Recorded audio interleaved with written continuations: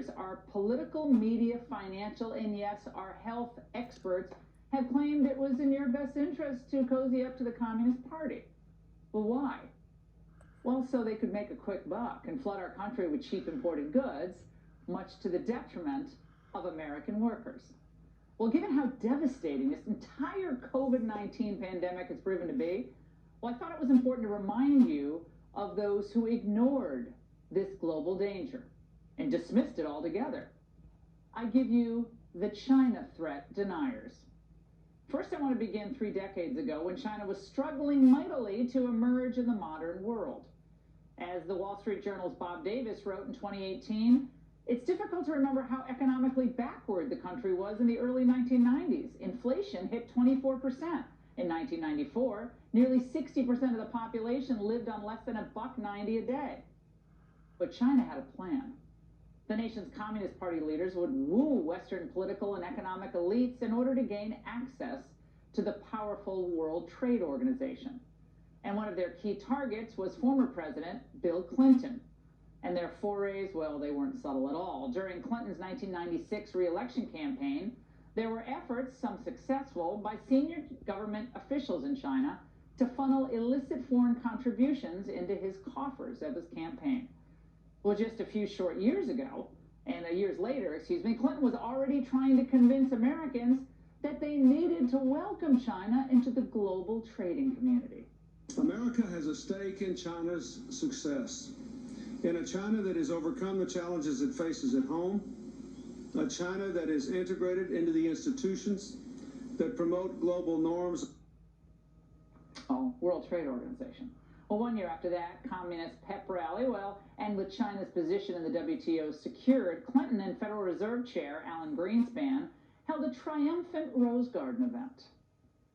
As China's citizens experience economic gains, so will the American firms that trade in their expanding markets. China's progress towards prosperity and accession into the WTO will create new opportunities for American businesses and farmers. I believe that Chairman Greenspan has established a pretty good record for knowing what is in America's economic interest. Oh my God, I can't even listen to that. Well, to be fair, it wasn't just the Clinton administration. Just 2 years later, George W. Bush echoed his predecessor's naive sentiments. China is on a rising path, and America welcomes the emergence of a strong and peaceful and prosperous China. Yeah, how did that all work out for us? And then Obama, of course, echoed Bush, like literally. The United States welcomes the rise of a prosperous, peaceful, and stable China. We want China to do well. Well, do they share notes, or they pass notes along computer to computer? It's crazy. So what did America get out of China's inclusion into the WTO? Well, we've lost millions and millions of manufacturing jobs. We saw our trade deficit balloon, intellectual property ripped off left and right. And meanwhile, China broke its promises to let foreign banks participate in their, in all their business, which they undervalued their currency. We know all that. They got huge margins for years. And you'd think that would upset the titans of Wall Street, like former Goldman Sachs CEO Lloyd Blankfein, right? China's rise obviously is important for China, but it's important for everybody in the world. I think China's leadership has proven its competence over the last couple of decades. Well, at least Blankfein defended Trump's tariffs last year, but that was after he had left his position at Goldman, where he had a financial interest in playing nice.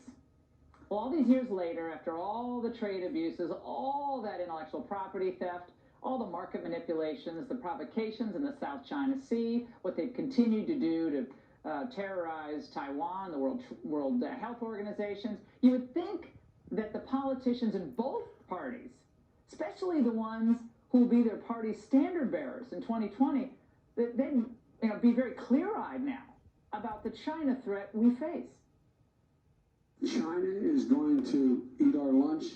Come on, man. I mean, they're not bad folks, but guess what? They're not a competition for us. China's not our problem if we invest and remember who we are. No, not our problem at all. Look around, Joe. Look at what's happened to America over the last 4 weeks. We lost all of our job gains since the last, of course, recession.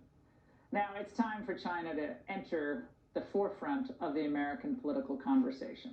And if you see someone denying what China has done to America, our workers, our people, now our health, with the way they handled this virus, ask yourself, what's in it for them? You can usually find the answer pretty quickly. My next guest says he wanted to convene a public intel hearing on the China threat, but he was derailed by Mr. Impeachment himself, Adam Schiff, who wanted to talk about, well, you guessed it, Russia. Congressman Devin Nunes joins us now. Congressman, take us through what happened with Schiff. Well, all during, we actually on the House Intelligence Committee, the Republicans have been running an investigation into China since 2011. We were actually the first to announce that we had a 5G problem. We talked about the Huawei and ZTE problems. We continued that all through 2015 and 16. And then lo and behold, Donald Trump was elected, and we were continuing it into 2017. That's when the Democrats decided that they wanted to play with like the Russian nesting dolls all the time. And we convened a series of hearings, but the hearings got hijacked and they began to subpoena this Russian agent, that Russian agent, and they blew the whole thing apart. And so we actually did submit a classified report to the administration last Congress. The Republicans did. We continue to run our own investigation because the Democrats, they're too busy playing, I would say, Russian roulette with the Chinese. They don't take it seriously. Well, we have some video, Congressman, of that hearing that you're referencing. Watch. Before we turn to the subject of the challenge posed by China, there is another issue that our committee members wish to raise concerning a more proximate threat from Russia. What took place during the private 2-hour meeting that the president had alone with Mr. Putin? What's the more proximate threat now to our country, Congressman? Is it Russia? Russia, or is it what China has done, and specifically now with this virus and all the economic damage that came before? Well, the sad truth of all this, Laura, is that the Obama administration wanted to be friends with Russia. We had warned that Russia was causing some problems at the same time we were investigating China, but nobody cared about Russia on the Democratic side until Donald Trump was elected. And remember, this was because of the Clinton campaign working with dirty cops. Everybody knows the story. They went with that narrative. The media went with that narrative, and still to this day, none of the media have actually apologized. When now it's pretty clear, which I've been saying this for 3.5 years, it wasn't the Trump administration that was attempting to collude with Russians. It, in fact, was the Democratic Party colluding with Russians. And Congressman, they knew that this thing was not a case. They knew this in January of the news that just came out, January of 2017, excuse me. They knew this thing shouldn't have gone forward, and they kept it up anyway. That's the obscene thing of what they did to President Trump, who was just about to be inaugurated. They knew this was phony. Right. They knew that it was phony. The FBI knew it was phony. When Mueller walks in the door for the special counsel, he looks for Russians. There's no Russians there for Bob Mueller to even look at. So there's a lot going on. But you fast forward to today, just to talk about the China threat. As the coronavirus was building, we're busy with impeachment. Right. So this is just a few months ago. The Democrats are impeachment. They're doing their walks through the Capitol. They're giving away pens.